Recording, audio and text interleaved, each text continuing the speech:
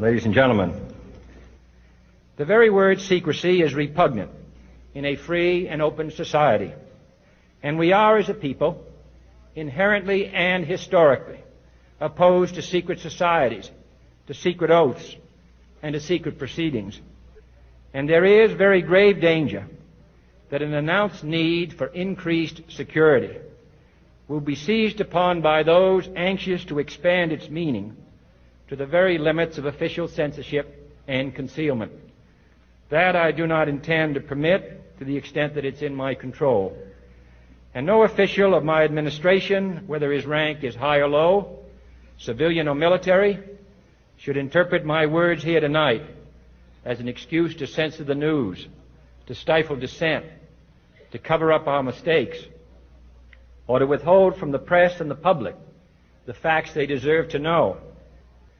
For we are opposed around the world by a monolithic and ruthless conspiracy that relies primarily on covert means for expanding its sphere of influence, on infiltration instead of invasion, on subversion instead of elections, on intimidation instead of free choice, on guerrillas by night instead of armies by day. It is a system which has conscripted vast human and material resources into the building of a tightly knit, highly efficient machine that combines military, diplomatic, intelligence, economic, scientific, and political operations. Its preparations are concealed, not published. Its mistakes are buried, not headlined. Its dissenters are silenced, not praised.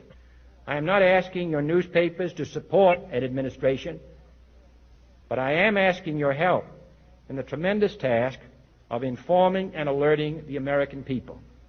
For I have complete confidence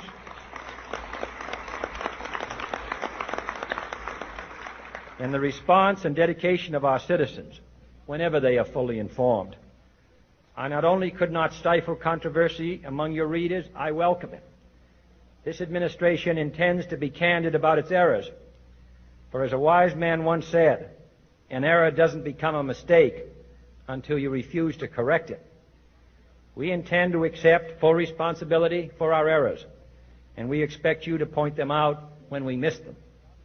Without debate, without criticism, no administration and no country can succeed, and no republic can survive. That is why the Athenian lawmaker Solon decreed it a crime for any citizen to shrink from controversy.